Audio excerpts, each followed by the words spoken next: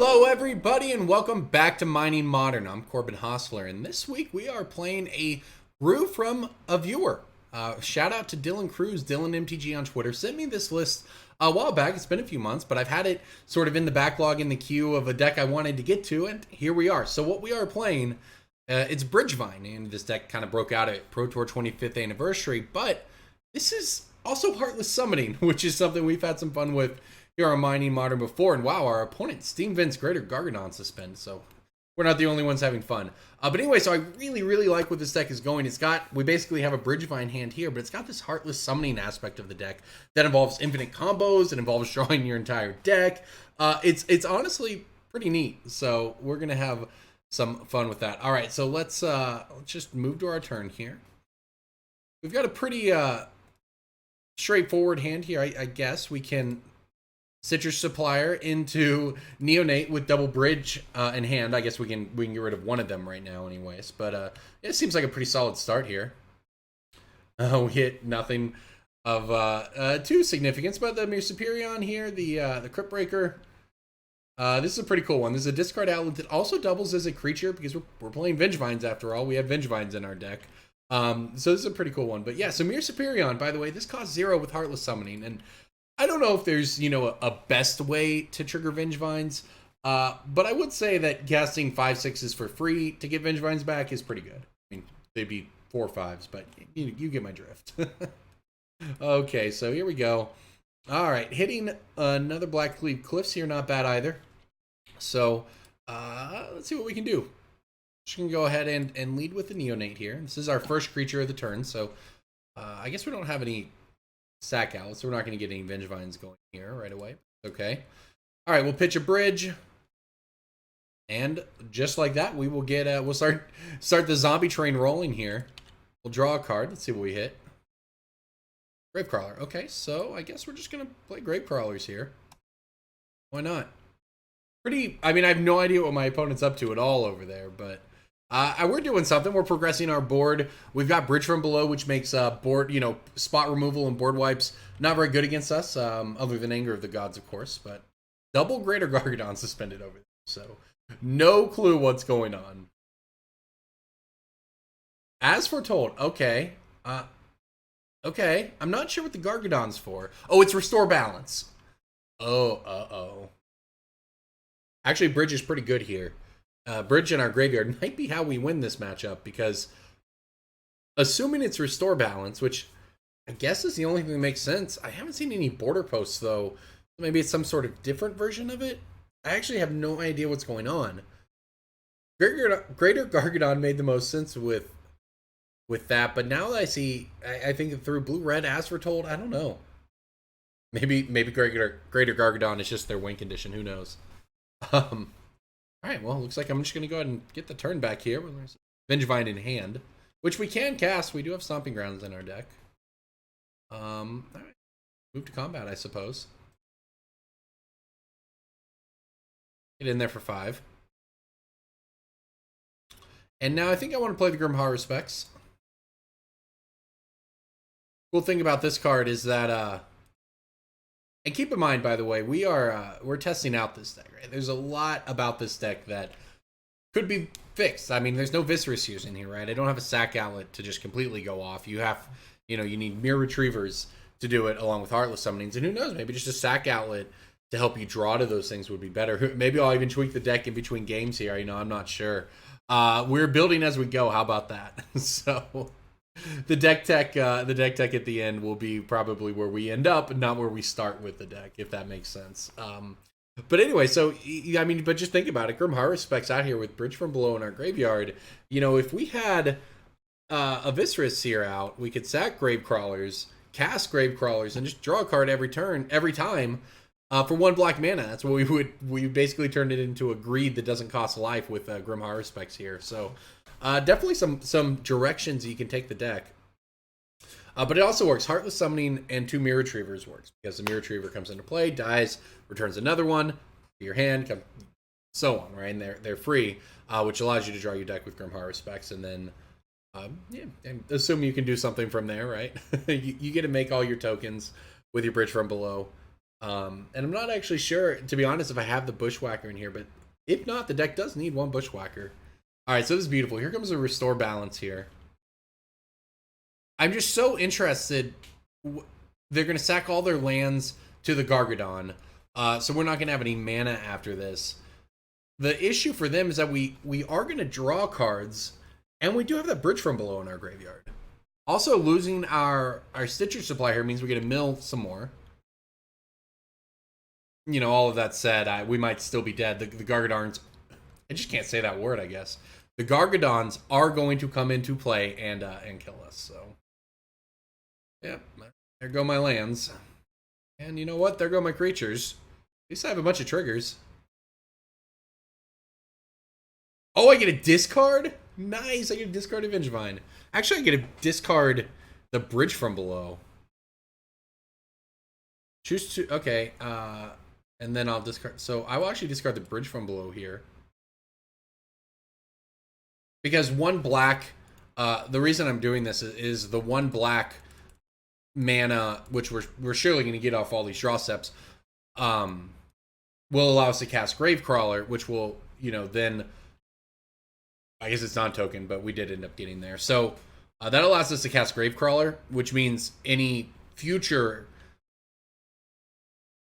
Restore Balances after that will mean we have 2 bridges in our graveyard to get zombies from. So, I mean, that's pretty neat. Our opponent played their board wipe, and we get to attack them for 6. I'm in.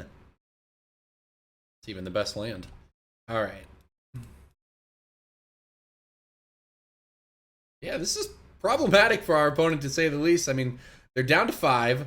Where are these Gargadons at? Are they coming into play now? We're on 8 and 4. That's sad. They're not even close. So they can tick them down here. I mean, I guess 1 goes to 3. If you have a land, you can throw away both As Fortolds. Now, I do like what my opponent's got going on here. I mean, this is objectively cool. You know, who needs lands when you get to cast your spells for free with As Foretold? All that said, I don't know if they're going to get back in this one. 3 counters on this. I mean, they can throw everything away to get it back, but then I attack for lethal no matter what. So they're going to have to do something else here. Maybe get a permanent into play. They do have another free spell. Or just cast another Restore Balance. That is actually pretty good. Alright, so there goes the team, but... Alright, so same thing here. Let's see here. Click Done to discard the rest.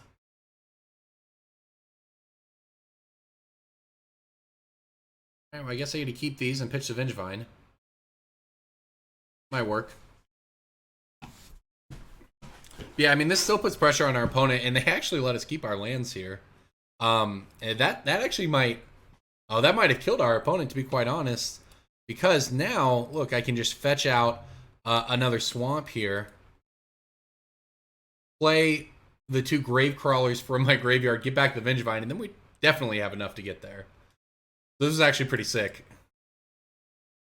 My opponent maybe should have thrown away their island to their Gargadon there. Yep, we got there. All right, on to game 2. Okay, so that was crazy. Can't say I really expected that. I think I want the Thought Seizes. I want the Collective Brutality. Yeah, it looks like maybe there's not a Bushwhacker in here, but definitely going to get one in there for game 2. Okay, so... Don't need to combo as much here, especially without a Bushwhacker to finish with.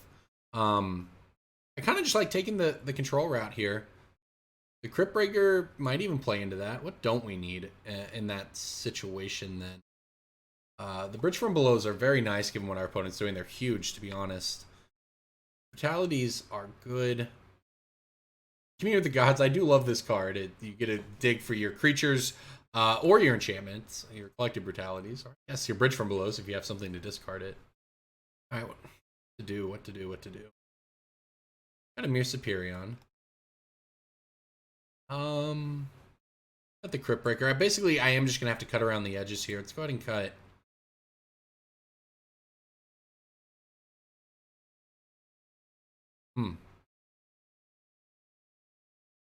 Maybe something like this. We kind of just, lowered our numbers a little bit, but basically still have all the pieces available to us that we'll need. And then definitely in on this hand, so yeah. Yeah, I toyed with the numbers a little bit, but I think it's fine. I think it ultimately leads to a deck that has access to everything it needs, and the remember the velocity, that how fast we go through our deck and draw our cards and see them is really good in this deck with the Faithless Lootings and so on. All right, keep. All right. Also, the fact that we just get to play so much out of our graveyard means that, you know, any card that is milled into our graveyard kind of counts as a card in our hand in a lot of ways in this deck. So I like what we've got going on here. I mean, I actually have a ton of options. I'm probably just going to lead with the Thoughtseize, to be honest.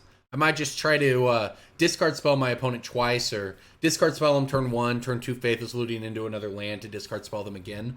But we can also Brutality. I don't know. We've got a lot of options here. My opponent just suspending Ancestral Visions and Tormod's Crypt.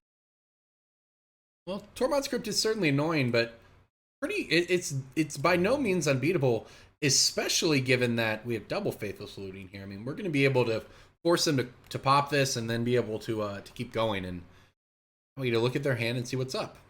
Electro Dominance and Search for Azcanta, huh? I'm definitely going to get rid of that Search for Azcanta. Okay, well, this seems honestly pretty reasonable for us here. Our opponent, you know, they have the piece of interaction they wanted with the Tormod's Crypt. They have an Electro Dominance in hand, but we nabbed the card advantage there. And this turn, assuming we find a land here off this Faithless Looting, we should have a pretty nice setup. We did. Okay, so, oh my gosh, what to do here? All right, we just throw away the bridge and the I guess the bridge and the Bridgevine.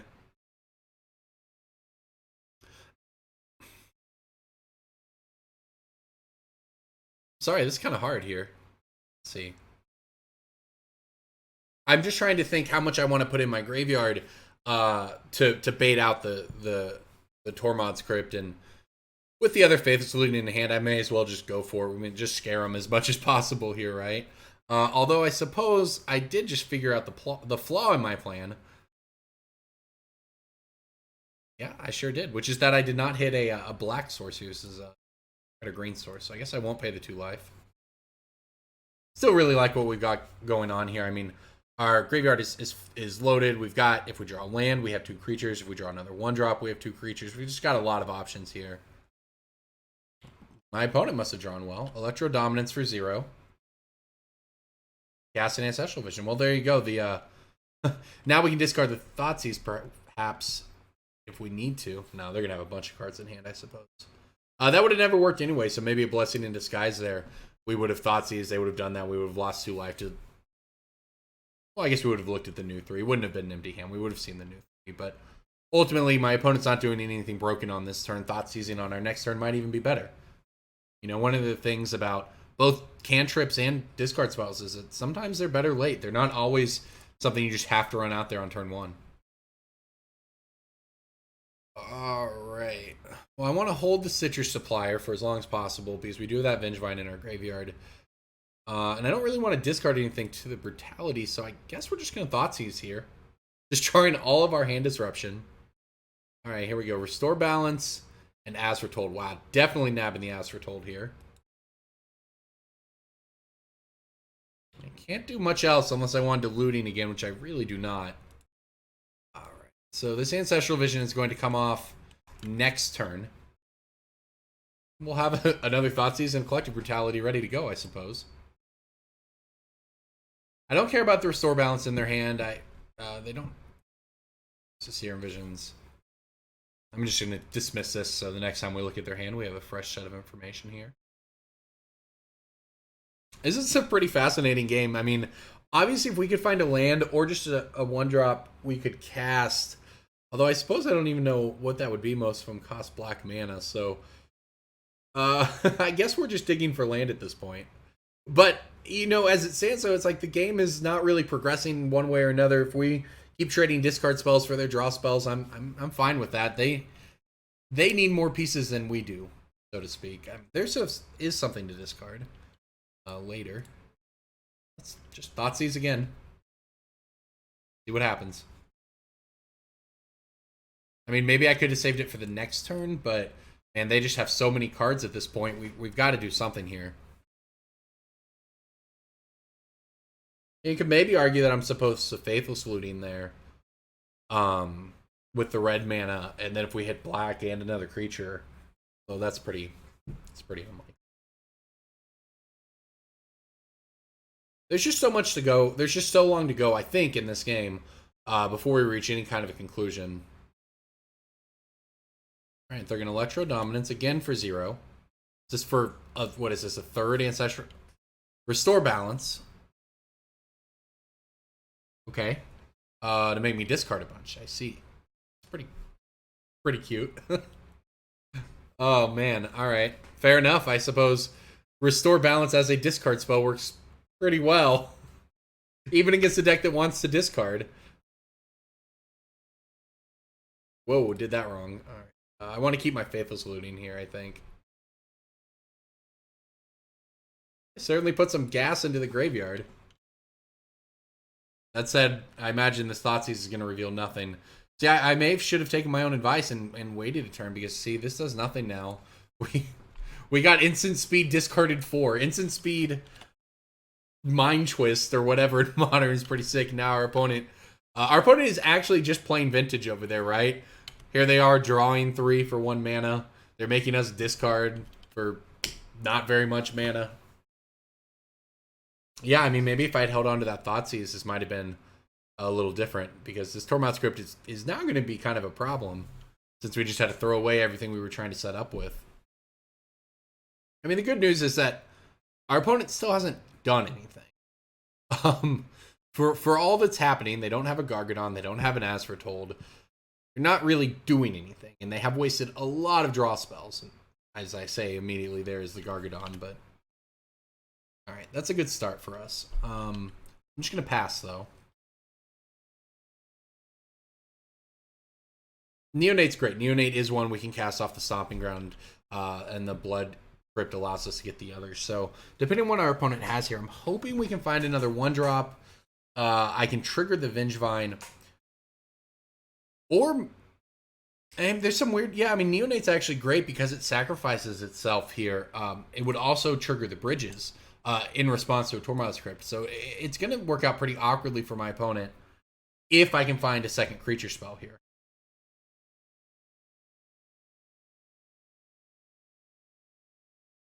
That said, my opponent now they do have the Gargadons working now, and while they don't have any way to take advantage of them, so to speak, there's no Foretold out or anything like that. Well, I don't even know what that does for me. I don't really want to cast the Faithless Looting in my graveyard, because I like my hand. I'm gonna, I guess, do this. Really what you want to be doing, but that does mean if I draw a land next turn, I could flash the Faithless Looting back, though. Okay. All right. Fair enough. Let's hope that we get there this turn. Well, not quite, but close. It is close. It's just, we're just going to run into the same problem, though. I don't want to discard my hand. I draw 2 cards off of it, but the issue is if one of them is... I just have to do nothing. I mean, I could flash back the Faithless Looting. Maybe that plan's fine. We'll do that. Because I can just replace this Faithless Looting in it, and we'll actually get somewhere. So this seems reasonable to me here. So, all right, so I'm going to pitch the other Faithless Looting and the Mere Superion, because if we don't get there next turn, then the Commune with the Gods will allow us to go find a creature. It looks at the top 5, like it's a creature or enchantment. The thing is, you have to keep in mind, and again, I wish that we had the Bushwhacker for this game. We will for the next one. But you have to keep in mind, our deck is a combo deck. Oh, they just want to go for it. Okay, I'm in. That puts us back to kind of the starting point here, but look at our hand. I mean, if this was the starting point, this hand is the kind of hand that could eventually beat this Relic. Of course, I mean, these Gargadons are counting down very slowly, but they will eventually kill us. But the thing is, with our deck being a combo deck, we can lose our graveyard multiple times even and still just put together the right cards to combo off, especially, say, next game, or next round when we have a Bushwhacker in here. What did my opponent get? That's pretty unfair. Transmuting Tolaria West for Tormod script is not very nice. Okay, still this one through here. My opponent's actually tapped out.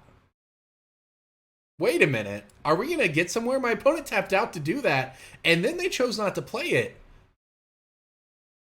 So if I start with the Neonate, I think this is going to work. I'm going to start with the Neonate. It's beautiful. It sacrifices itself as part of the cost. So when my opponent taps to make me discard, that's not going to be good enough.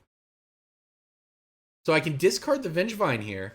If they tap to make us remove a card, we remove the Neonate. Then I'm going to play the Retriever and get back my Bridgevine. So this is beautiful for us. My opponent, you know, it's hard to even say they got greedy because we don't even know that they did anything wrong. But it certainly didn't work out for them, that's for sure. Now they're down to just the... they just have that Tormod's Crypt in hand, which is great and all. But yeah, I have a Bridgevine in play. We're attacking for 4, and yes, I'm sure it'll die, but we've put the pressure back on our opponent. We've put the ball back in their court. They're going to have to do something to answer our board, and they probably have a Restore Balance here. Or an Anger of the Gods, which is pretty good too. I think we're actually just going to die the really, really, really old-fashioned way to Greater Gargadon counters, just naturally hitting 0. That's pretty funny. That said, we have played through a lot of Graveyard Hate to even have a chance in this game. I'm going to commune here. See what happens.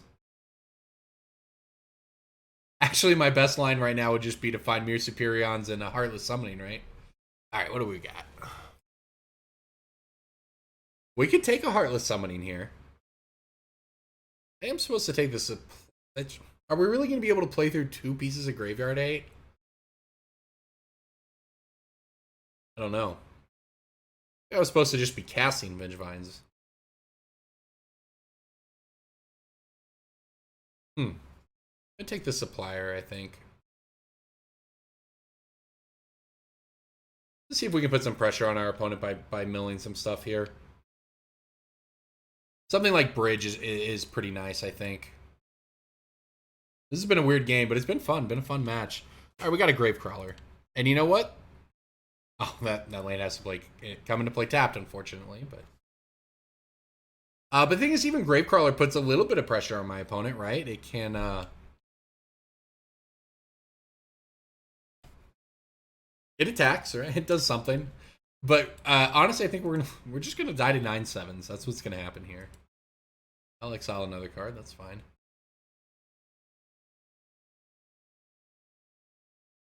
All right. Yep. Of course, you have the double, just infinite Graveyard Hate sideboard. What a struggle. That's good. That does inform how I'm gonna play Game 3, though.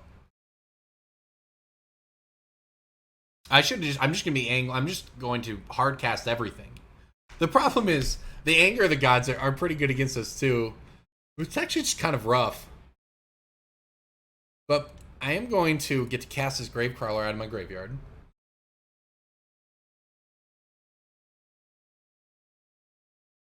I could loot if I wanted. Play another Gravecrawler though.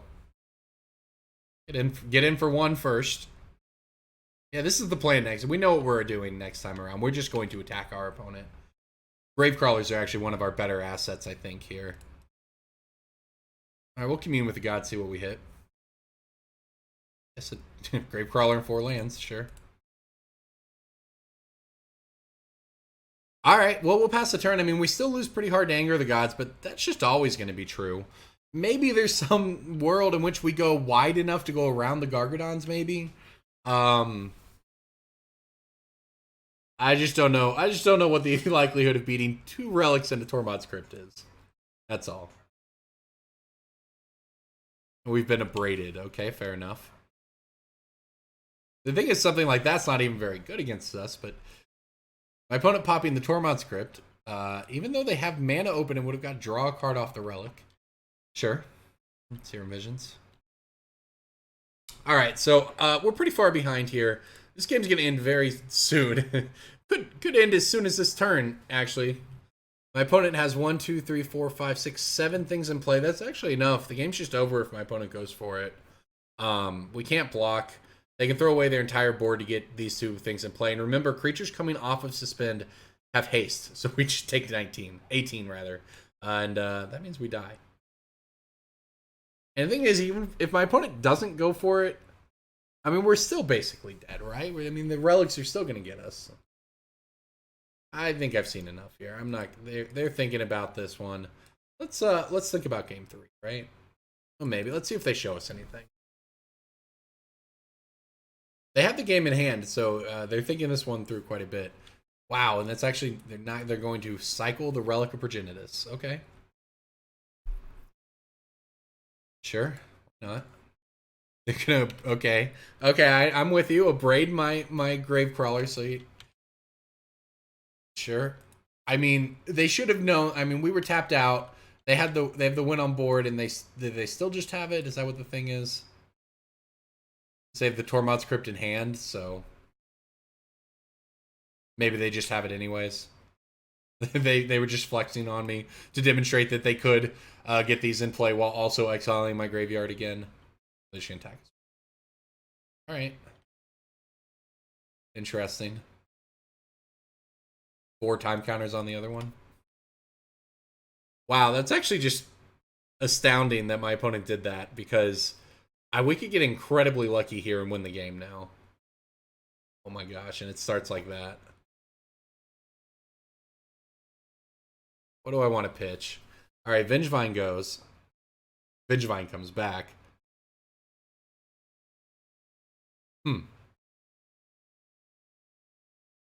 Well, I guess I have to pitch the looting because I need the 2 creatures. So, simple. Oh, no. I don't have a card. Oh, that's fine. I don't have a card to discard for the Neonate, but I just have to cast the Neonate.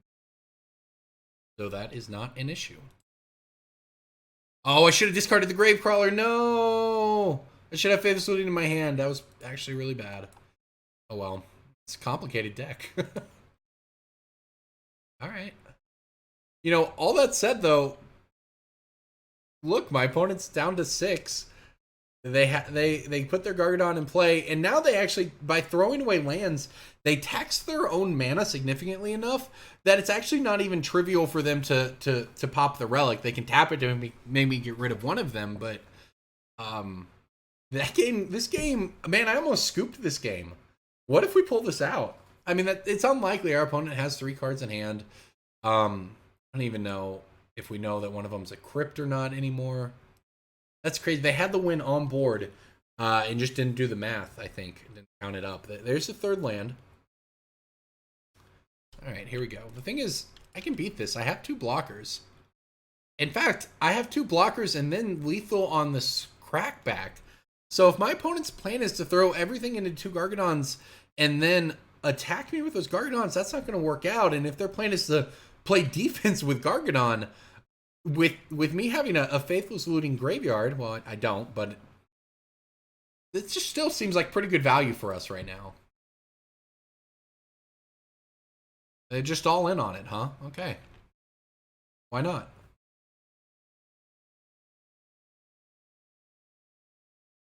They're not going to attack. Okay, well, let's see what we can do here then. It's really unfortunate that I misplayed. I should have Faithless Looting in my hand right now. But, you know, to be fair, they misplayed too, right? It's really not. I mean, they had lethal on board, so I suppose all is fair. But yeah, I mean, my opponent had lethal on board. They missed it. I had what I guess it wouldn't have been lethal, right? But it would have been enormously helpful to obviously have a Faithless Looting in hand there when we drew that Blackcleave Cliffs. It's another Neonate, though, right?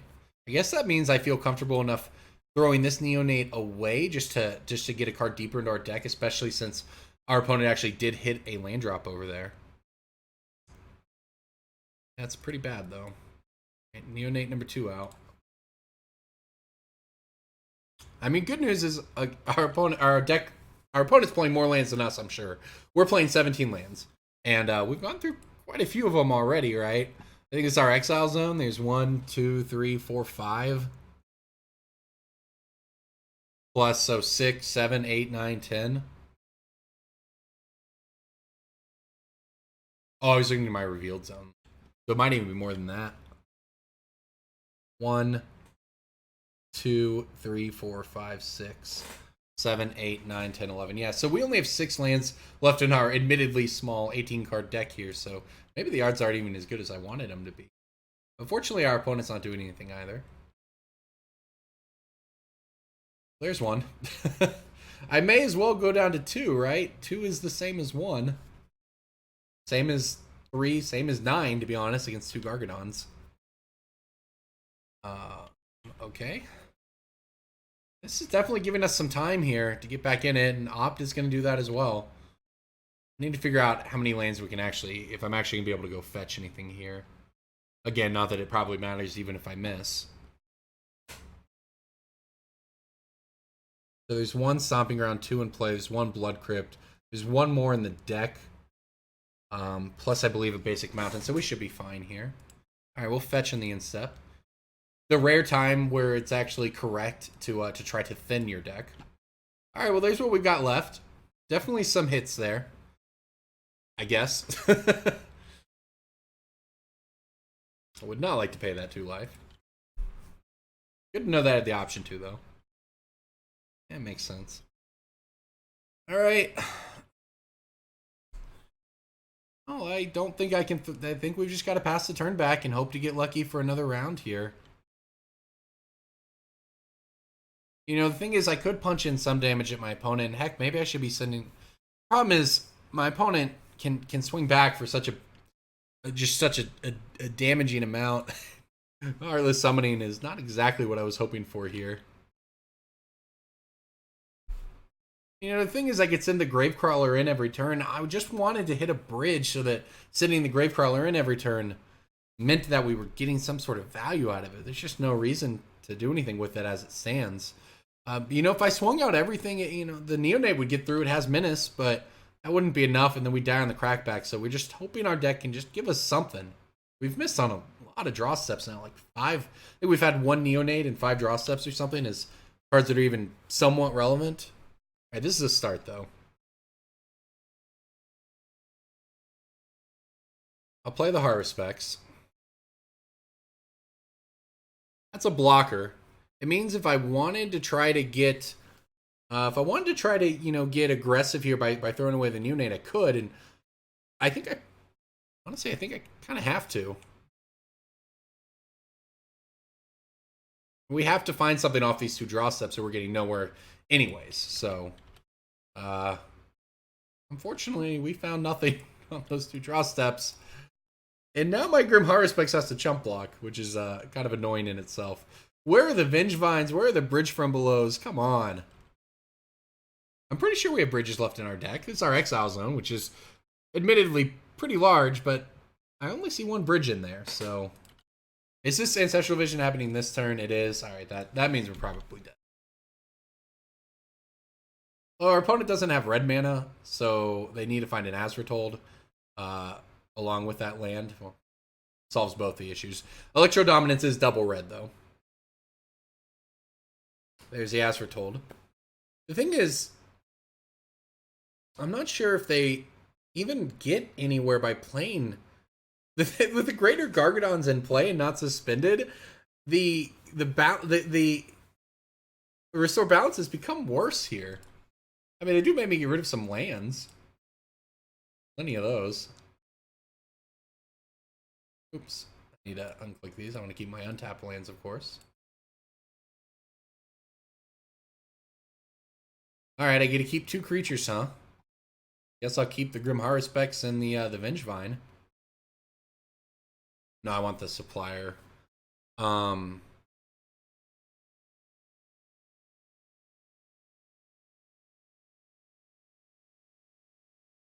If I keep the Supplier and the Vengevine, I have my chump blocks. Or, I'm sorry, the Heart Respects and the Supplier, I have my chump blocks.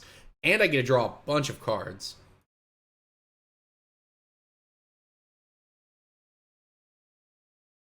So the thing is, I can chump block, and I'll have a big graveyard next turn. And if my opponent doesn't have a way...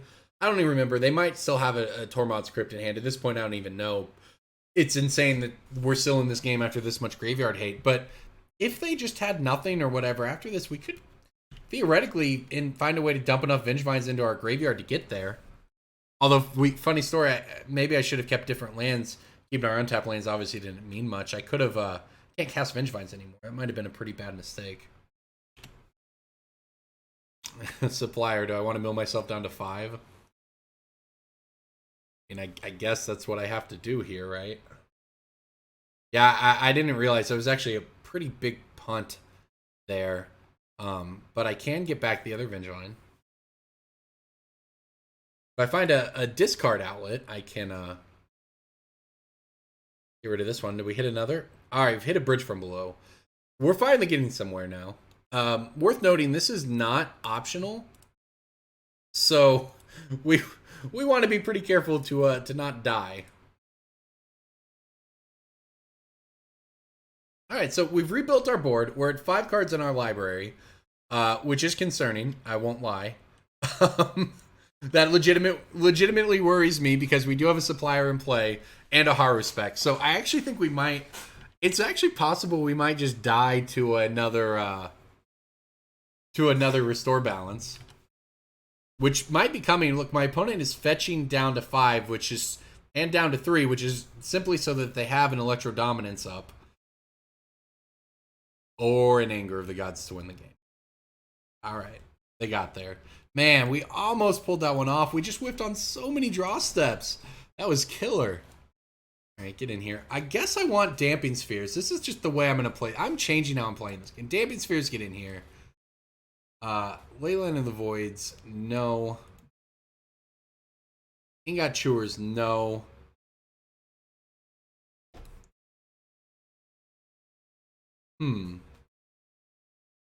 It's just so hard to play against this.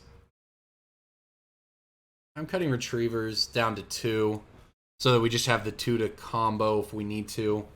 I'm gonna cut. The thing is, I really do like the Brutalities here. You know, ironically, Crypt Breaker just discarding cards and making zombies is honestly not that bad. All right, let's see what we can do if we start from, say, this position with how we want to build. I could cut another Commune. Although I don't hate Commune. Cut some Heartless summonings, that's for sure. I'm cutting down on the combo anyways. Which means I really should probably cut this other should cut down on the Mere Superions as well. Which does put me more reliant on the graveyard. That's not what I want to do.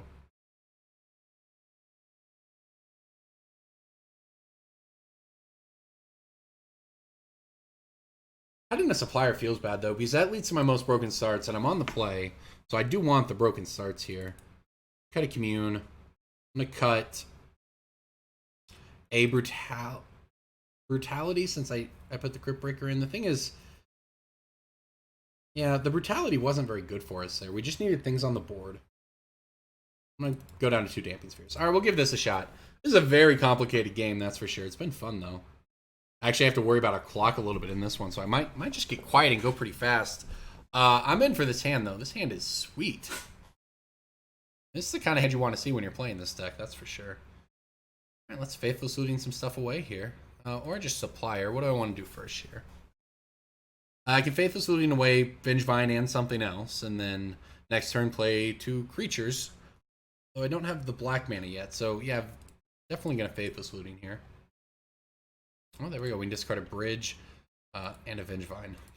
Not a bad start. Unfortunately, don't have the second black mana, so as it currently stands, I can't actually trigger Vengevine next turn, but we do have some draws that'll get us there.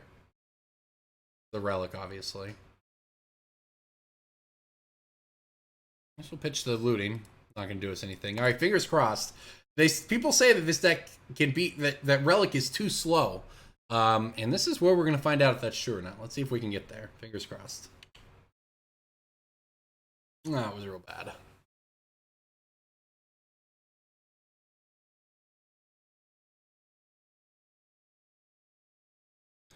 Okay. I'm thinking this one through. This is what we're going to do. We're going to play the land. I need to be mana efficient if nothing else. So I'm going to cast the Commune with the Gods here. Well, that's pretty sweet. all things considered. Put the Vengevine in my hand.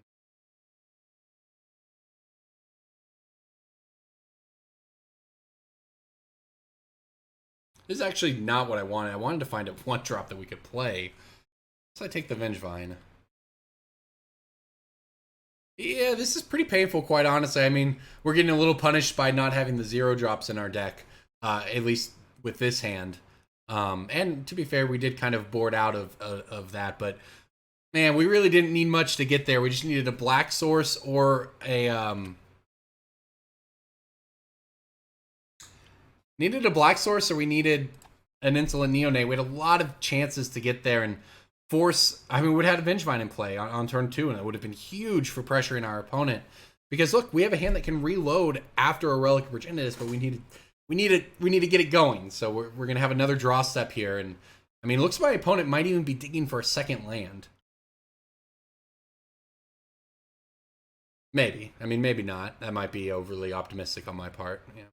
Okay. We just have to hope we have something that can make them break it here. Doesn't really do it, but it does something at least. It allows me to play the Grim Harvest specs. And this does only trigger off another creature dying, but hey, it's got a secret mode too, and that is of a 3/2, whatever you want to, whatever your preferred 3/2 in Magic is. I think there's one in Ravnica Legion. It's called Guilds of Ravnica. That's the draft on Arena right now. And our opponent has the Incept Opt. It's too bad. Both games 2 and 3, we were just so close to getting there, and it threw a billion pieces of Graveyard Hate. For I might add. At least any land allows us to cast the Vengevine now. Problem is, we're still blown out by anger. Our opponent's deck is just absolutely built to destroy ours. I wouldn't even be surprised to see them fire off a Restore Balance right now. Nope. All right.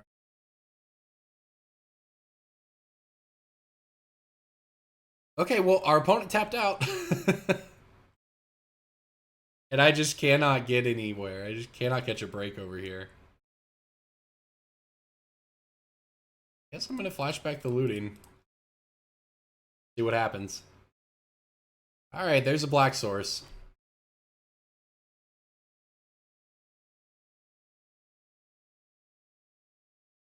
The thing is, I actually want to save this bridge. I mean, do I think I'm going to fight through a billion pieces? Bridge and Neonate is very good at creating a presence out of nowhere, even against Graveyard Hate, so I kind of want to keep it. Which makes me kind of want to throw away the Gravecrawler, to be honest. Yeah, that's a pretty painful Faithless looting. I would have preferred to just hit like 2 lands so I could throw away one of the other, one of the lands or something, but we'll see. I mean, keep in mind, all hope is not lost. If our opponent is drowning in Graveyard Hate, maybe hard casting the Vengevines will get there. And like I said, that's just playing the Grim Harvest specs and just starting to put some amount of pressure on our opponent is worth something. There's a Gargadon, so things might get out of control pretty quickly here. In fact, it looks like they are. We finally found our land just in time for our opponent to combo off Gargadon and Restore Balance. Feels bad. I suppose when I untap, I'll have a land and a Citrus Supplier. Oh, maybe not. Okay, here comes Stellaria West for Restore Balance. Pretty good. This deck is sick. The Stellaria West for Restore Balance is what it's there for. That's how the deck works. The fact that it gets the Tormod's Crypt is just some pretty funny, sick value for them that just absolutely wrecked us here. But that's okay. Our deck, we had a lot of fun with this deck. We won a game. I think we got extremely unlucky in game 2. So I think it was actual 5 cards or something that we whiffed on. That's just unfortunate, right? So that's too bad. In this game, we were just, if our draw step had cooperated just a little more, we could have put way more pressure on our opponent so that by the time we got to this point, we would have had them at a much lower life total and maybe had a chance of getting there. I got to keep 2 cards. Keep this one and this one. The thing is, our opponent doesn't have land. Where are we at on the Gargadon? 6 counters is still a lot. Like, what if I just hit Insolent Neonate here? How sick would that be? Right. So I'll just pass. The play right now is to clearly find, you know, some sort of way. My opponent probably has a land, but if they don't, that's good for us. But if we can find a way to get two... Oh my gosh, the deck is so good. We're just getting crushed by this value of these Foretold here. But I say if they didn't have the land, we get on tap. We get if we hit another 1-drop, we actually get to get a Bridgevine back. If that's an insolent neonate, we can even get the bridge from below going later. But just no cooperation at all from our deck. Very painful. I don't even know if I have anything left to... What do I have left to fetch? All right, I can get a Blood Crypt. That's...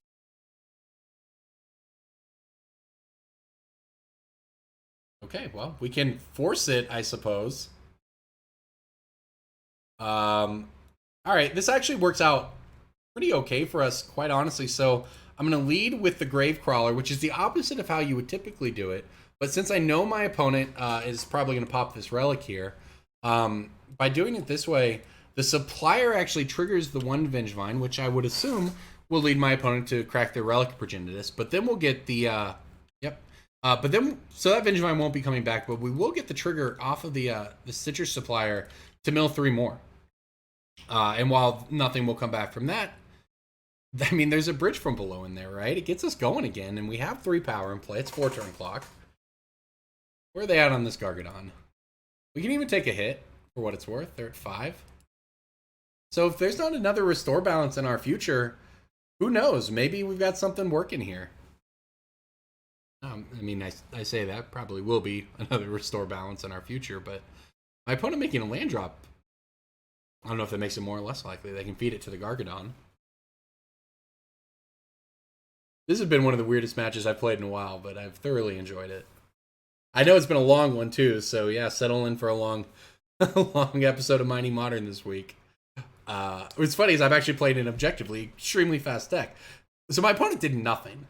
I don't know if that's good for us or terrible for us, but I do know that I'm going to Thoughtseize them and find out. No, I'm going to attack first. And they just took it, huh? Thoughtseize might be good. Wow, they just have nothing. Oh, but they actually have everything. Okay. Well, I'll hit this other Gargadon, but that was not good for us because they're going to transmute Talaria West here, and we're going to die.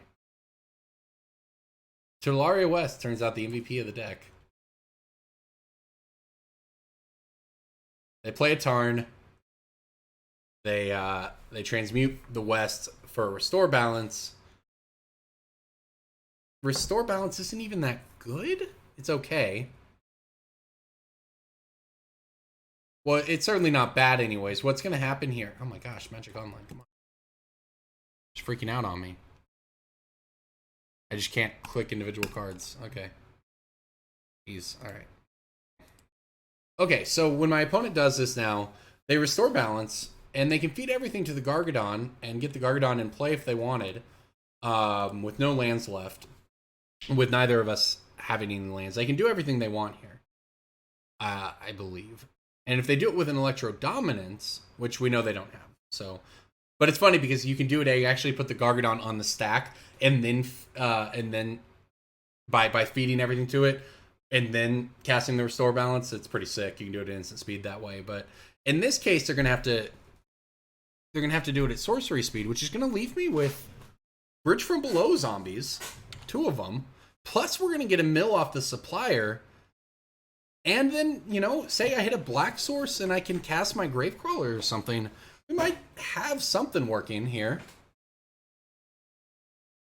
But even just chump blocks for the Gargadon makes a gigantic difference.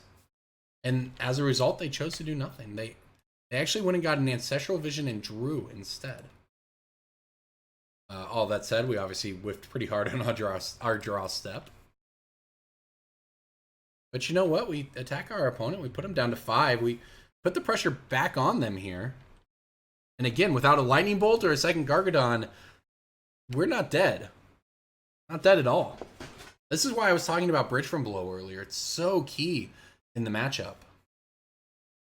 It actually, I mean, just the Bridge from Below in our graveyard prevented our opponent there. Well, it's not going to prevent him from doing that. What a draw. Well, I mean, they drew 3, I guess. I actually really think they made a really heads-up play because, look, we had that bridge from below in our graveyard, and that means where my opponent would typically go transmute for a restore balance and just win the game off of it. That wasn't an option. We completely shut down that line. So instead, they had to restore balance for an Ancestral Vision to draw, to try to find an answer. Now, granted that they get to draw a bunch of cards, and they got there, and that's why they're going to beat us here. But, you know, all things considered, we got a lot. We had a chance in this game that we would not have otherwise had, just as a result of having that one bridge from below in the graveyard. So that's pretty cool. That's just the kind of weird situation where, you know, when games, and we're doing powerful things, right? We can put Vengevines in play on turn 2 and go crazy. My opponent can wipe the board a billion times, right? Objectively powerful things, and yet the game became about one bridge from below in my graveyard, holding off my opponent's 9/7 haste creature, right? That's just cool to me. That's just cool. And even though I'm probably going to lose this match, I just think that's really neat. All right, Gravecrawler. Nope. Oh, Vengevine though. Oh, okay. I think we have. All right, I have a line to win us the game. All right, I'm gonna, assuming we don't just die here, I'll tell you what it is when we get our chance to take our turn. But I think by putting this Vengevine, never mind. I was gonna say, with this Vengevine in our graveyard and one in our hand, and this, if we chump block, right, and we were to hit other Vengevines, and then, yep, if we were able to block, and then on our turn, draw Insolent Neonate, play Insolent Neonate, sacrifice it, throw away the Vengevine, have 2 Vengevines in our yard, draw a 1-drop black creature off of it, play the 1-drop black creature, and win the game, which I suppose is maybe even still a possibility with this chump block here. How many Vengevines do I have left? Oh, this is the only one. So we would actually be a little short there, but my opponent without graveyard hate at the moment. What we hit? Nothing? All right, fair enough. Insolent Neonate for the win. We're just actually going to time out. What a sweet match, though. Well, I'm going to lose, but you know what? That's fine. Well worth it. Damping Sphere right on time. All right, good games. Everybody, thank you for watching. We're going to put a Reckless Bushwhacker in our deck so we can combo a little better. We're going to play another round.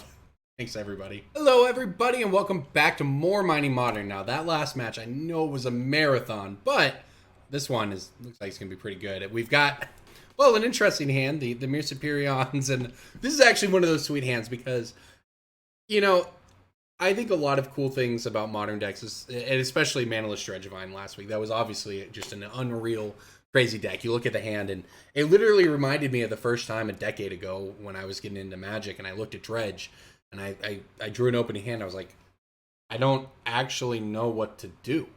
Like, I actually have to ask somebody to throw up. I can't even figure out what I'm supposed to do. That's kind of how I felt, again, looking at that crazy deck last week with the first opening hand. And this is a cool one too, right? We got the Mere Superions, the Bridge from Belows, the Brutalities. It's all over the place. But fortunately, looting is a very broken Magic card and ties everything together. Like, we're either going to loot into a Heartless Summoning here and keep these Superions, or we're going to throw away the. We could go Heartless Summoning or Bridgevine direction here. We'll find out. Here's a Bushwhacker. All right, I think I'm going to throw away Superion and a looting here, and a Bridge from Below here rather. So we hit the land, which is really nice. We can loot again next turn and see what happens. And I can throw away the other Superion then if we don't hit the Faithless Looting. I'm sorry, the Heartless Summoning. My opponent, meanwhile, going to give us some time with the Hideaway land, the Mosswort Bridge over there. That land has a special place in my heart. My first ever Mining Modern deck. Probably the most competitive deck I've ever brewed out of nothing. Completely my own thing in Modern. Was the Eldrazi Trap deck. Through the Breach, Mosswort Bridges, Hideaway lands with the white one as well, where you attack with 3 creatures, Wimbrisk Heights, Summoning Traps, Eldrazi's. It was a lot of fun. Primeval Titans, Knight of the Reliquaries, Lotus Cobras. It's a cool deck, by the way. Go look it up. It's my favorite deck, outside of Merfolk, of course. So I appreciate this. That's what I'm saying. All right, let's see what we do here. on our turn with our own brew, which I'm also pretty happy with. This is just a perfect Faithless Looting opportunity, though. And there you go. We get a throwaway bridge, and I guess the Superion. Nothing else here is even doing anything. Play a land and play a Gravecrawler. Why not? I guess we might as well get our beatdown on. Our deck, which is set to do all these broken things, has done none of them thus far. We've just played, loot and leave yourself down a card, and the payoff is a 2-1. But that's okay. We're setting up for later. We do have 2 bridges in there.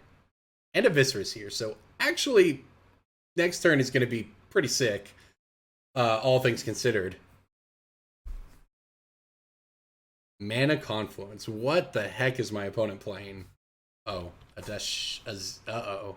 Oh no! That's not fair. My opponent played a 0/0 Death Shadow to get rid of our bridges. Nice play. Alright, fair enough. I guess that gives us our card back from what we lost to the looting, so that was worth it. Alright, not really even lots of options here. We have some options here, I guess.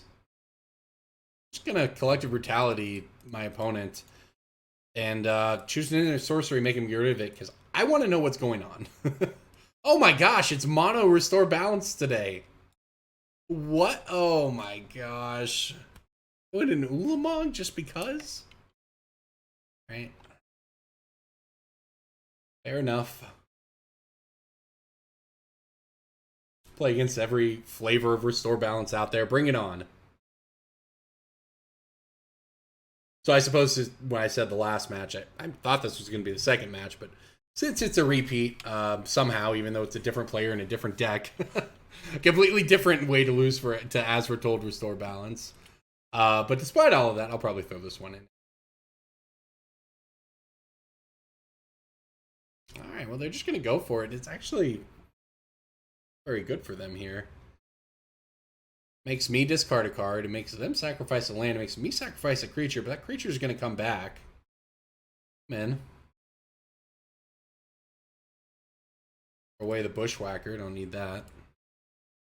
It was going to be sweet when we had a way to generate a bunch of zombies. Alright, I guess this is a looting. The issue with the looting is I like my hand, so we're going to go for option number 2 here, which is the old Hardcast Grim Horror Specs. That was an interesting Restore Balance for my opponent. I think they were scared of us having zombie synergies or something with that Gravecrawler and just chaining like we were set up to do before.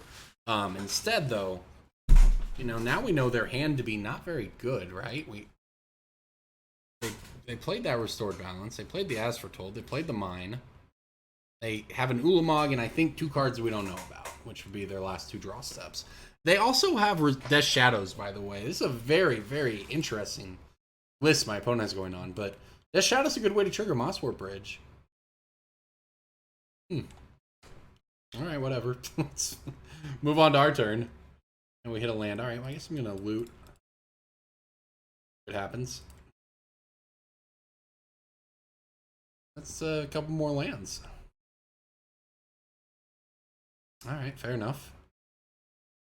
So I'll just play this. I think it is... I mean, I'm going to play the Viscerous here after I attack. So I suppose in that, scenario, even if my opponent... even if they have another Restore Balance, I can sack the Viscerous here to scry and then... I suppose I'll draw and then scry.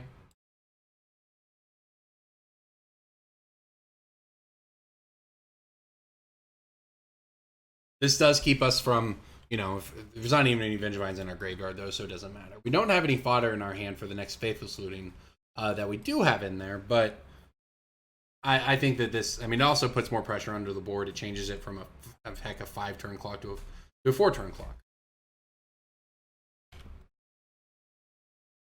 That's not a very good one to hit, is it? All right, well, I guess we'll loot again then. See what we can find this time around. All right. Oh, man. Well, because I fetched the Blood Crypt, I can't cast the Bridgevine. Unfortunate. There's 1 Stomping Ground left in our deck. I'm going to put it and the Mountain, actually, into my graveyard. Because the Mountain's not going to do me any good, but the Superion is a creature spell. So if we hit Faithless, I always get if I hit Heartless Summoning, then it actually does something, right? And does something quite good when our opponent is sort of getting beaten down by the chumps at this point. By the way, they did nothing. The as we're told, still ticking up. You know, we know they have a Nulamog in their hand, which is an interesting win condition. I'll give them that. Oh, what the heck? Plunge into darkness, huh? Pay X life. You get the top X cards in your library, but 1 to the hand. You could have also sacked a creature to gain life. Okay. It could have entwined for black. All right, fair enough. They're digging. We don't know for what, I guess. Let's see what they pay here. They put themselves down to 4, which is interesting since that's lethal.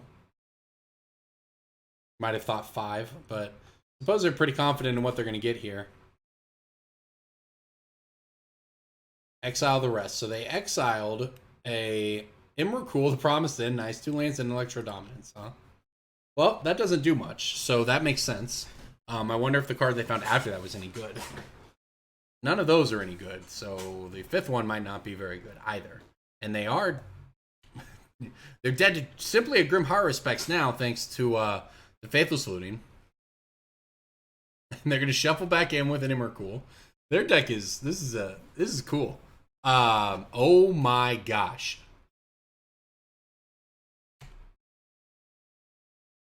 Everything I just said was wrong. I'm dead. Huh. What do you know? I was just thinking how cool it would be to trigger Mosswarp Bridges with... I was like, man, what if we just put Emrakul underneath Mosswarp Bridge and had a Death Shadow to trigger it? And then apparently you also play Electro. This is crazy.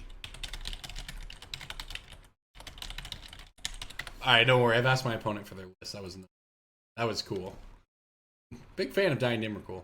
Alright, with all of that said, let's get the ley lines of the boys in. They don't want to die to Goryo's Vengeance. Thoughtseize, please. Brutality, please. Probably Ingot Chewers are fine as well, but I gotta figure out how the heck I'm gonna sideboard, though. I gotta cut so many things if this is what we're doing. I could just cut the entire Heartless Summoning package if I wanted. And hope that my opponent just doesn't have enough graveyard hate to beat us. If I did that, what would the deck look like? Something like this, I suppose. I just cut a billion cards. Well, it actually only puts me at 56.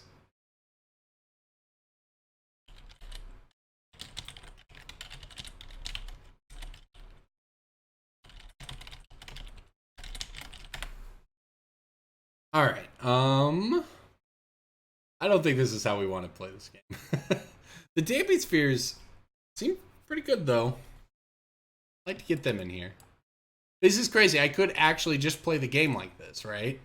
This could be my deck. I could just be all in on the actual Bridgevine plan, for the most part anyways. And hope that they don't have graveyard hate, or at least that we can handle it. And just cut the entire Heartless Summoning package. I've never boarded it. Obviously, I'm testing this out. Shout out to Dylan for submitting the deck. I don't have any idea if this is what you're supposed to do or not. But you know what? Give it a shot. My opponent's doing such crazy things. Let's just find a Damping Sphere. This hand is... I don't even know if this hand is good or bad. I don't even know. I don't even know against them. I do know that on the play... Damping Sphere and double Leyline does quite a bit, but we only have 17 lands in our deck. I'm supposed to mulligan. And that's why you get rewarded quite nicely there. We still get a turn 0 Leyline. Oh, it's a London mulligan! Of course I'm supposed to mulligan. I forgot.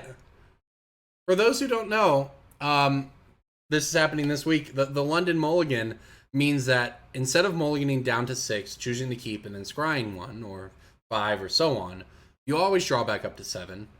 And then you choose to put one of the cards, or 2, if you mull to 6, one of the cards, 5, 2 of the cards, 4, 3s, etc., onto the bottom of your library. So it actually makes your ley lines way better.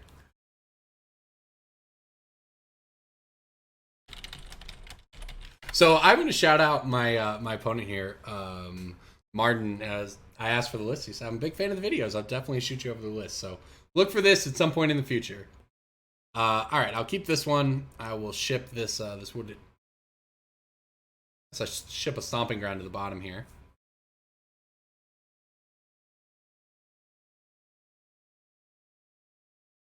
We'll turn 0 the Leyline. We'll have the Viscera. I mean, the thing is, this hand isn't going anywhere. That's the problem. But after we died to Goryo's Vengeance Imracul, yeah, Leyline is Leyline is a pretty nice one to have in our opener.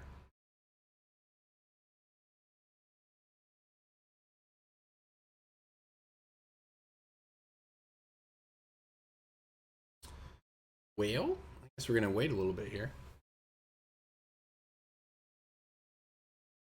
Ryan, I will let you cut the dead time. So I'll just stop talking.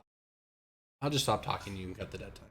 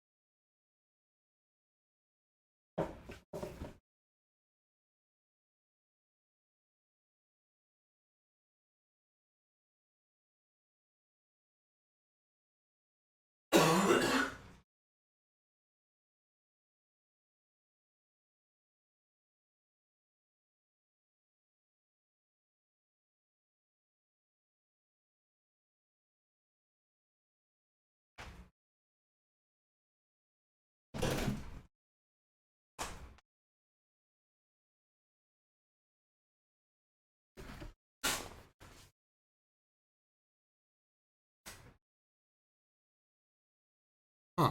I now sit down and realize that my clock is ticking down and I'm an idiot.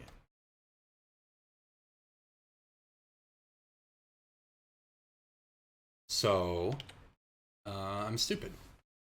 Okay. I'm going to come back like I'm not an idiot.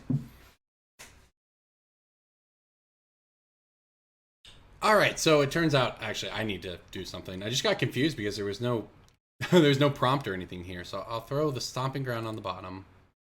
I feel bad now. I just burned all kinds of time there.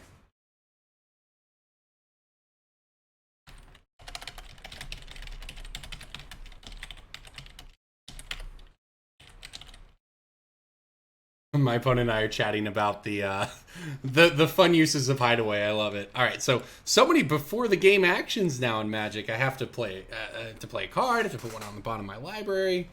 So many things, but at least I get to play this Viscerus here and get on in there. Start the beatdown.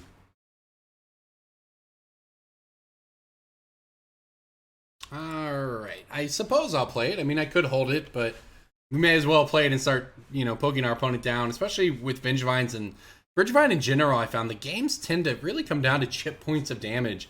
Yeah, there's brokenness, but, well, that's not a very good Thoughtseize for you, friend. It's certainly not bad, right? If you have your Graveyard Hate, it's going to land now, but it wasn't that great either. That's a nice draw for us.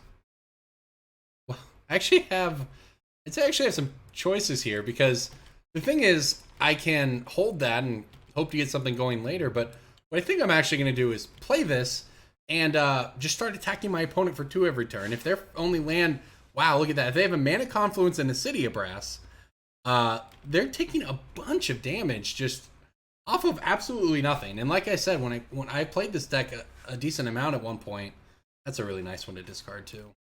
And so many times the deck sometimes it would be broken, and that's why it was a good deck, but so many games would come down to, okay, well, I can do one thing, and if that thing is good enough, it's not broken, but if it's good enough and it's fast enough, then I'll win. And that's what it came down to so often.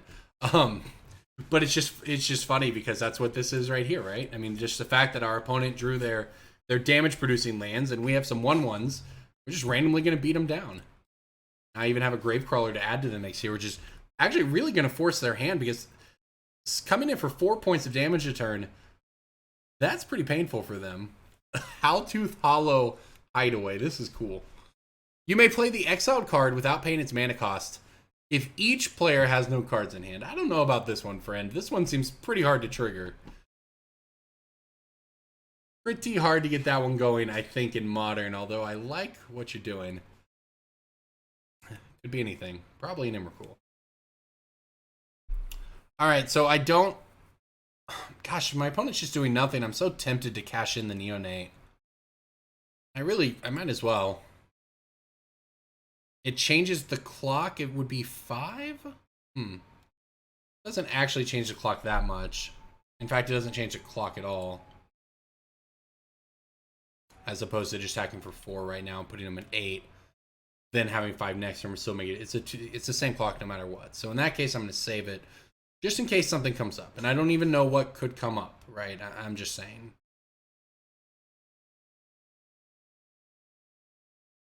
In the meantime, I'm just going to go ahead and get on in there. You know, for instance, my opponent could play Anger of the Gods or something that would leave us in a poor spot with Neonate no matter what. And, you know, maybe then I want to hold on to it or whatever, right? But here we go. My opponent's at 7 life, and they're digging with the Plunge into Darkness. I have no idea if I should be scared of that card or not. All right, they used it to look at the top 3. It was an Anticipate. That cost a bunch of life. All right, Emrakul, Plunge, and a Thoughtseize. There was an Emrakul and a Plunge that they threw away, I think. It's hard to tell. All right, whatever. Here comes the As Foretold. So this means that the Restore Balance is coming shortly. All right, so we have to make a decision here. I guess it means I throw this away to draw a card. Start with that.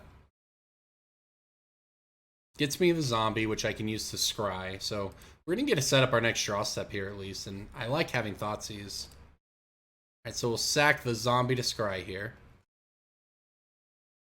I kind of want to... Oh, I do want to draw that. That just wins the game. That's fine. I'm going to keep it on top. Which means I'll actually just let this resolve now.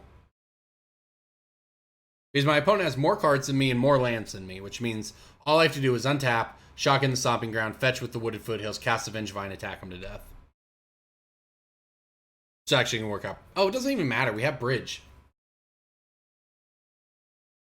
Yeah, we just had it beat anyways. But you know, that's actually one of the reasons why I was holding the Neonate there, because we were able to surprise our opponent with the Bridge there. So alright, so I actually didn't see any artifact hate out of them, or rather artifact cards that hated on us. So I'm actually gonna pop back in the Commune with the Gods here.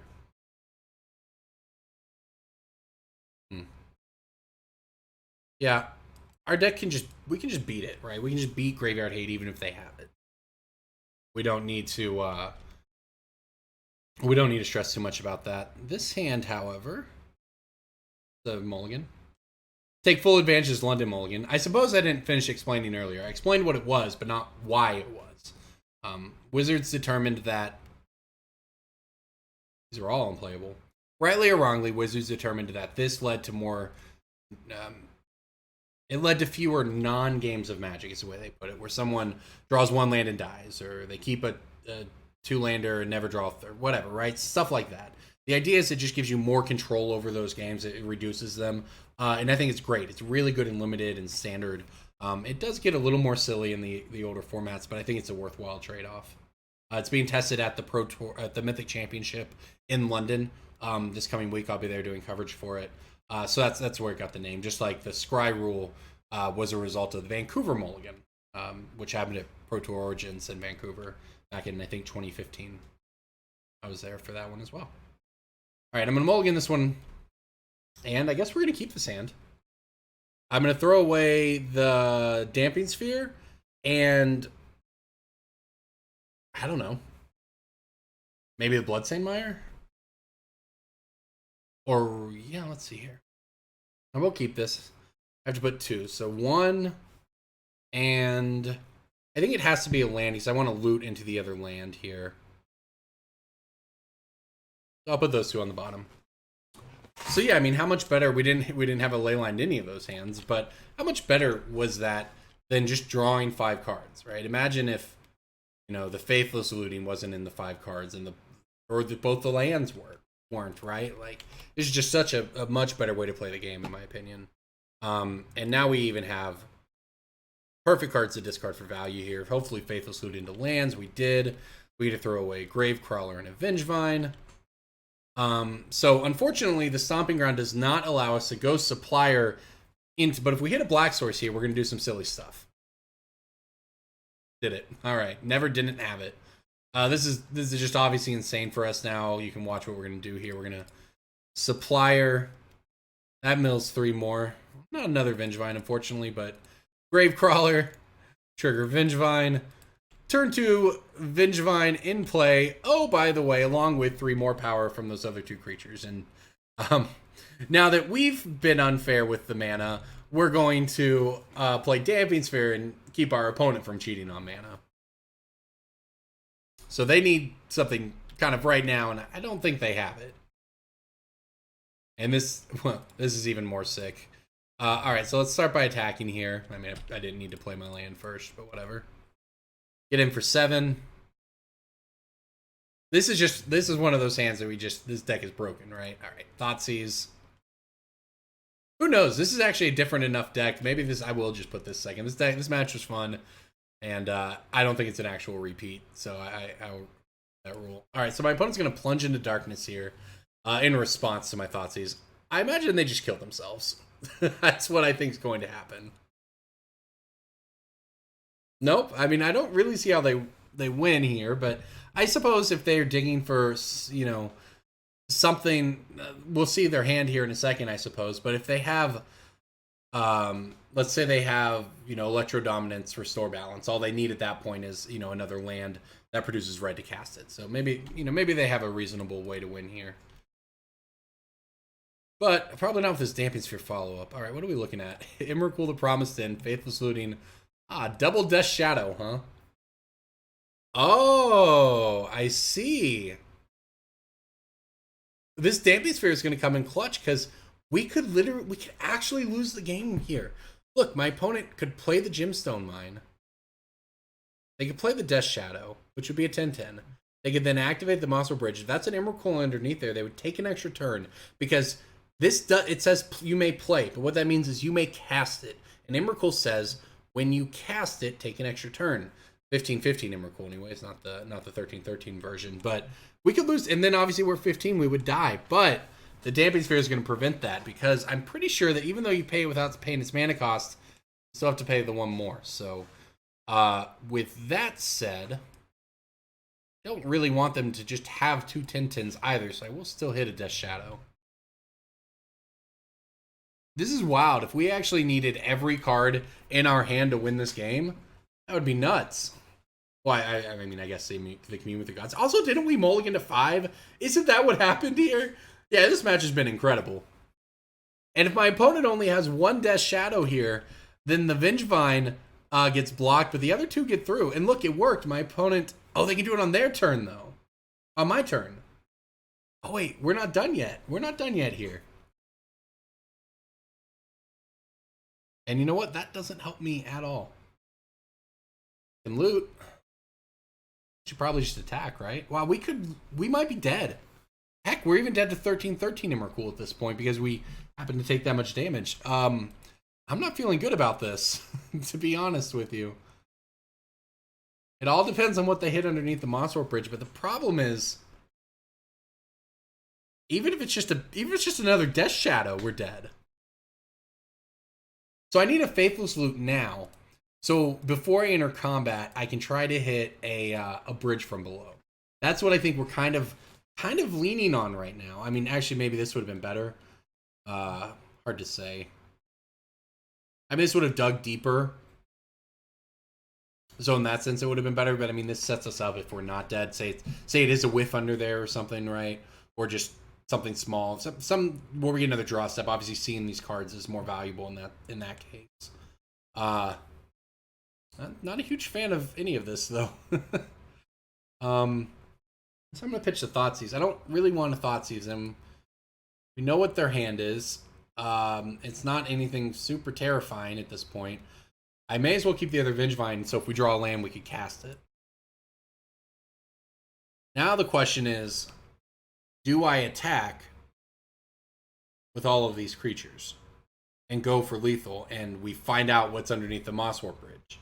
You know, there's some things underneath the Mosswarp Bridge where attacking, it does. There's some scenarios attacking causes us to lose, where not attacking doesn't.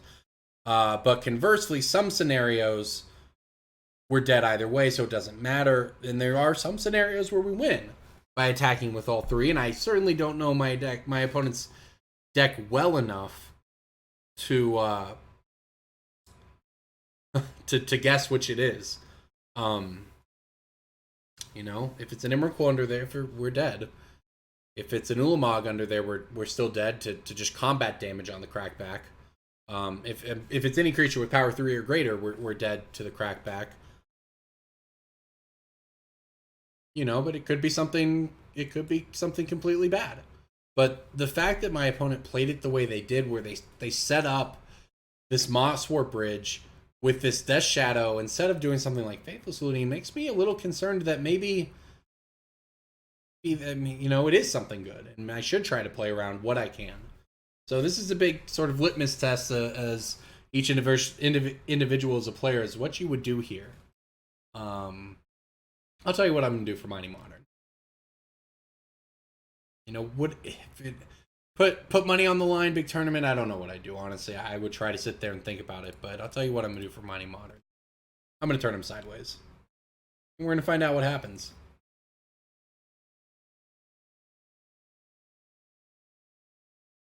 So remember, some of the time we win, some of the time we lose, some of the time we lose because of the attack. So, as it turns out, in this case, we made the right decision, results-oriented thinking, but it doesn't matter. We were dead. We were never beating this. So my opponent's deck, incredibly neat, and we're dead. So, because, you know, regardless of the exile trigger, which was pretty sweet, we we just died of the damage here. So, all right, good games. Hopefully my opponent ships me that list, because that was fun. I'd love to brew with that one, everyone. Thanks for watching. Hey, everybody. Here we go with some more Heartless Bridgevine. This has been a fun deck so far. What is this? That's a whole bunch of lands. But, on the other hand, it does give us all of our mana. We do have a Neonate to pitch a Vengevine, and, I mean, we still get a high probability of a broken Vengevine draw here. That's what this hand kind of afforded us, in my opinion. We didn't get there with our first draw step, obviously. Mew Superior pretty bad here, unless we draw Heartless Summoning. But I still think, you know, this hand is maybe it's better to mulligan, but I don't know the deck super well. I don't know how well it mulligans, and I do know that, you know, I have a lot of 7-card hands where this is all you can do anyways, right? Even if they don't have lands. So we'll just keep this as it is here. That works out okay. Actually, I kind of like that. I kind of like where that's headed. Because now I can throw away the Neonate. I can do it right now, actually. I can throw away the Neonate to the Bridge from Below. That gets us a Bridge from Below. Yeah, this is great. Okay. We get the zombie. Now I get to play a Supplier. All right, beautiful. So now next turn, I get to flashback a Faithless Looting if I want. Now, of course, my opponent, by the way, all they did was play a Pyromancer Ascension, Storm Piece, Mono Red Storm or something crazy over there. Who knows? But they're not using the mana for Manamorphose, or they... Hard to tell what they're going to do. All right, they're going to Cathartic Reunion. Jeez, okay.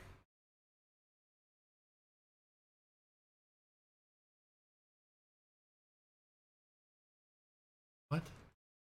Why did this get a counter? Whenever you cast that has the same name.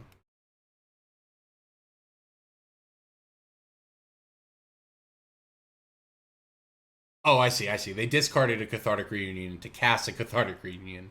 That's actually pretty sick, friend. That's very nice value right there for your Pyromancer Ascension. You know, we're still doing okay ourselves here, obviously. I think we're doing fine. We get to fetch out the other Stomping Ground here. On our turn, we get a Faithless Looting. We'll see where that goes, but worst case scenario, turn 4, we do have a Bridgevine we can cast.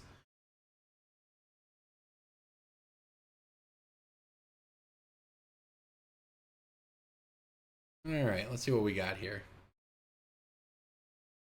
Alright, well there you go. Now that is, I can play the Communion with the Gods, or I can play the I can flashback the 5th student. I actually think the Communion with the Gods is better here, because I can still play a 1-drop afterwards, like this. I could take the Heartless Summoning and be able to play the Mere Superion, but I think I'm just going to take the Supplier here.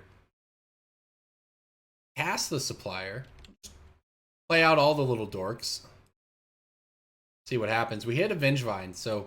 Alright, we have a Bridgevine in our graveyard. We have a Bridgevine in our hand. Not that we have a way to get rid of it unless we flash back the Faithless Looting. But if our opponent doesn't go too crazy, we do have the ability to get some Bridgevines coming back next turn. I don't know, it's hard to say actually what I should have done there.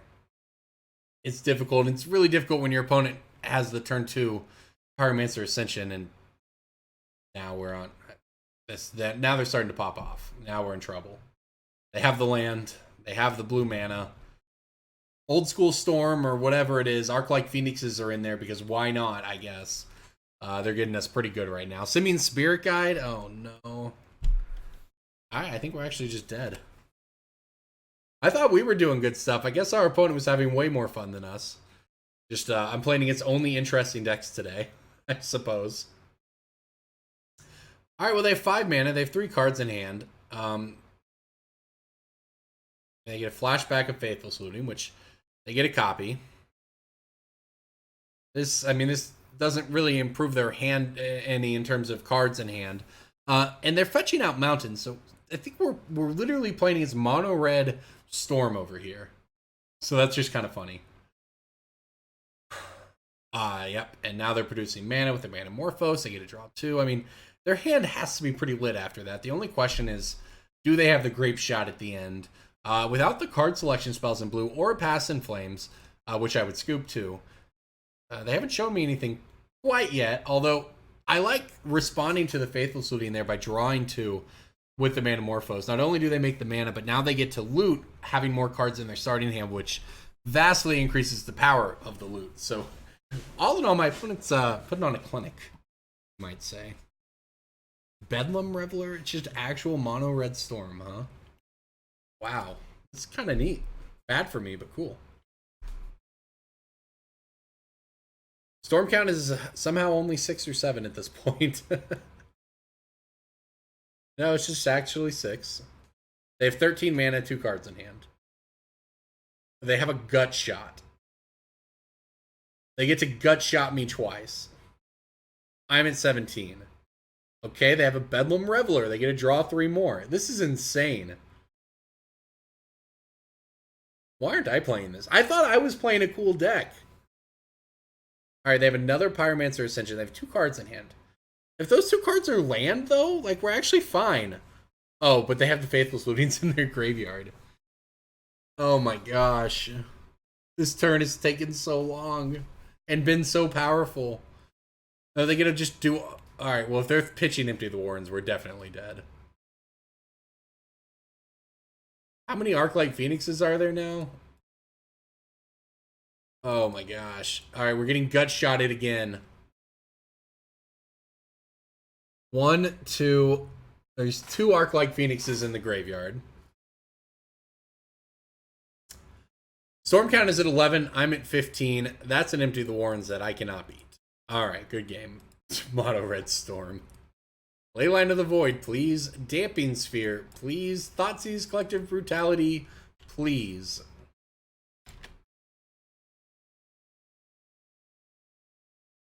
My opponent probably doesn't have a...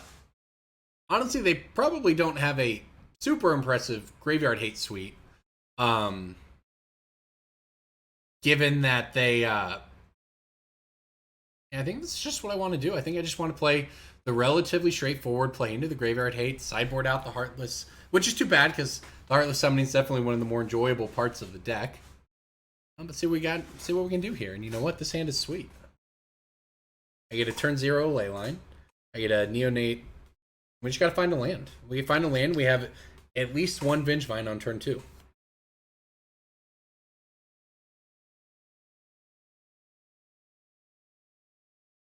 Alright, I would like to pay 2 life, play a Neonate here. And the beauty of this is I can actually wait until my turn with the Neonate to see if we hit that land to make up my mind as to whether or not I want to go for it or just get him for 1. So as it turns out, we did get there. So I'm going to pitch the Bridgevine, find another Leyline. Stitcher's Supplier, so we get 3 more shots here. Okay. Okay, we had a broken hand this time around, friends. That's 2 Bridgevines on turn 2. You think we'll win this one? It's turn 2 and we have 11 power in play. And a Leyline of the Void. I just want... this is the easiest way to do this, right? We have 8, 9, 10, 14. We have 14 mana in play on turn 2. Welcome to Modern. My opponent exiling cards with the Faithless Looting. Oh, by the way, just dead. I guess not this turn. Next turn. Can no longer do any damage to themselves or anything. Game 3? What do you say? Okay, Simian Spirit Guide, we're up to 2.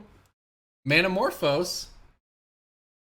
I mean, game's not over, right? We could get stormed out somehow here. Manamorphose again, storm count 2. What are they going to do with their mana? Alright, we're up to 3 mana. You know what? That 1 point of damage might be pretty relevant. Up to 4 mana. Okay, Cathartic Reunion. Up to 5 cards and 2 mana. Faithless Looting down to 1. So they need a Simian Spirit Guide here to keep going. I don't think you're going to get there. It's impressive what you've done, though. Alright, game 3. I mean, honestly, that was just beautiful. That was exactly how we wanted it to be. It's too bad this doesn't also find artifacts. Champion Spheres. I wonder if that's a reason to find a way to play, I don't know, like enchantment or creature-based hate cards rather than artifact-based like Damping Sphere. I'm not sure. Still pretty happy with that. It was pretty. I'd repeat that game. I'd repeat that opening 7. Remember, we have the London Mulligan even here. You know what? I'm in. His hand is also sweet. This is how you do it. Just turn 0 ley lines. Easy game. Easy life.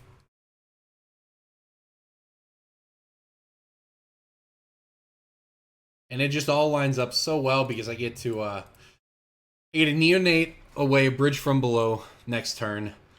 Well, on their end step, I get to then Thoughtseize and add a Gravecrawler to my board. So I'm going to have 4 power in play while Thoughtseizing them on my turn 2, while also having a Leyline, by the way. So all in all, pretty strong. I mean, it's no 11 power on turn 2 like we had last game, but it's still a pretty nice board. Then again, my opponent's playing Manamorphose. We might just be dead. Maybe I'm going to get punished for not Thoughtseizing on turn 1 here. Nope. Okay, fair enough. They're going to Cathartic Reunion. That's good for me. Honestly, it's very good for me. That Bridgevine's not good yet. It's not good yet. Because I could throw it away to the Neonate, but then I don't have a zombie to use the Gravecrawler with. So I actually think the first thing I'm going to do is Thoughtseize my opponent. Just so we can figure out what's going on. Okay, so we got mana and a Manamorphose. So, okay, I'll take the Manamorphose. Alright, so with that in mind... Oops. I guess I should have done that on there and stuff. I messed that up. I messed it up and it's going to cost me a point of damage and a card. So, a little bit of a mistake there. But you know what? I also wanted to... I might have had a way to play the Bridgevine. I actually think it's a fine judgment call. Alright, so now I will definitely be doing it on there in step, though. So I'm going to go ahead and fetch this here. I'm just going to get the Swamp. Seems safe to do that. Play the Gravecrawler. This does put us a little behind the 8 ball in terms of being able to cast Vengevine. We're further away from that here. But it does just put power under the board. I guess that power is just going to be trading with the Simian Spirit Guide.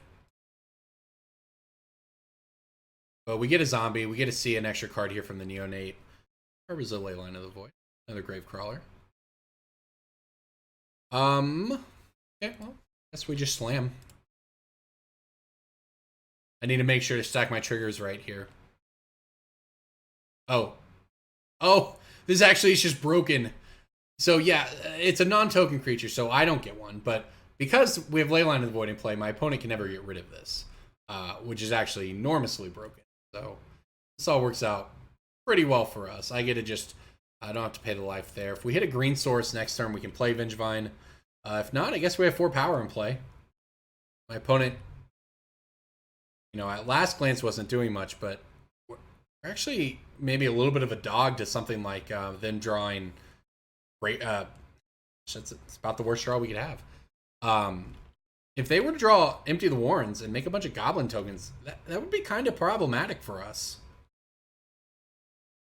No point to my opponent blocking there. I could just recast it, and they may as well attack. So with us having really dead cards in our hand here, we oh my gosh, we are very much at the mercy of our opponent right now. Not drawing off the top of their deck. Just this is what I meant earlier when I talked about sometimes this deck does broken things, and sometimes it does the opposite of that. Oh my, are we racing down to 8? Well, that's a land.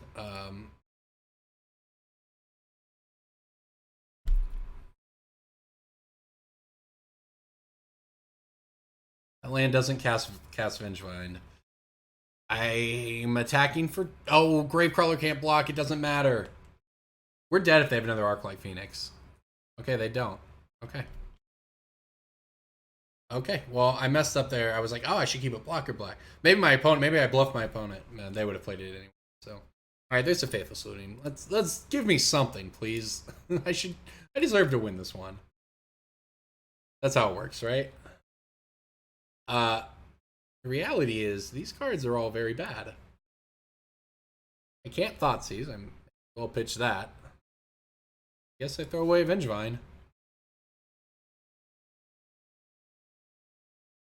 So I'm dead if my opponent realizes it. That's the answer. We're gonna lean on this Gravecrawler bluff here. Gravecrawler block bluff. The problem is my opponent has no reason not to attack into it anyways, and look, we died. Wow, how disappointing. That's too bad. I really feel like we got a little unlucky there, but you know what? That's the way it goes sometimes. Drawing Vengevine into Leyline into Vengevine. Yeah, that was a little rough. That one stung a bit. But oh well, it was still, oh man, we were almost there. That would have done it. This would have saved us. This would have blocked, drawn us into a land, which would have cast the Vengevine.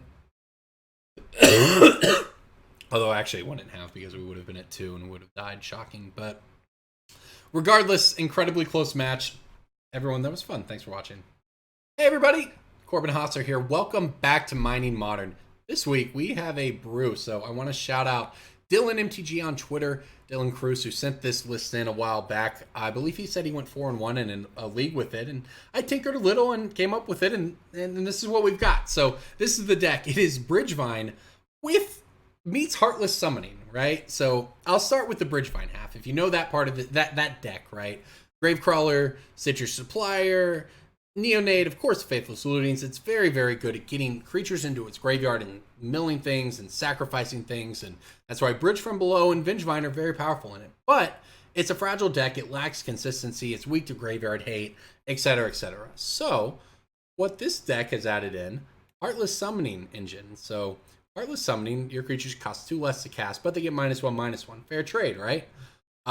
So Mirror Retriever is a 1/1. When it dies, you get another artifact from your graveyard to your hand. What it means is Mirror Retriever and Heartless Summoning give you an infinite loop. You get to loop one Retriever into the other. They cost 0. You get to do that. So if you have a Grim Respects, that means you get to draw your entire deck. It also is an engine to cast Vengevines. And it's just this kind of thing that is sort of, it gives an extra engine to the deck, and one that's not relying on the graveyard. Yeah, that combo half of it is, but just plain Heartless summoning and then Mirror Superions, 5/6s, 4/5s with the summoning out, of course, but that's a real strategy. And then the Mirror Retrievers can buy those back. And that, when your opponent has boarded into a bunch of graveyard hate, having that angle of attack, while an angle that also contributes to both casting your Vengevines, but also, comboing infinitely with your deck to draw. And what happens is you draw your deck at that point, you have the Bridge from Blows, you make all the zombies, and then you just kick a Goblin Bushwhacker and attack for infinite, right? That's the idea. And this is really cool. Commune with the Gods in here. Look at the top 5. You get a creature or enchantment into your hand. Put the rest into your graveyard. So creature, yeah, that's what we want. We get all of these combo pieces, our Grave Crawlers, our Suppliers, so on. Our Heart Respects, a combo piece, right? But you can also get your Bridge from Belows if you have a discard outlet after that, or your Heartless Summonings to start everything going. So it's really cool how kind of this deck all comes together. And Grim Respects is pretty sweet because even when you're not comboing, with Gravecrawler in the deck and Citrus Supplier and Bridge from Below, with a sack outlet, aka this Viscerus here, you can turn every black mana into a card. Or if you're in some weird situation where you have a Heartless Summoning out, and Grim Respects and a zombie, Bridge from Below, whatever, you can also just use every black mana and turn it into a 1/1 zombie. And yeah, I mean, it may not seem great, 1/1s, but if you have 7 mana and that's where you're at or something, and it's a weird late game situation, that's enough to win the game. So everybody, that's the deck. Sideboard, pretty straightforward. Ley Lines, Damping Spheres, Thought Seizes, another Brutality, and Got Chewers for the Graveyard Hate. That's the deck. Heartless Bridgevine. It's honestly a lot of fun. Looking forward to playing this one, everyone. I'm Corbin Hostler. This is Money Modern. Thank you for watching.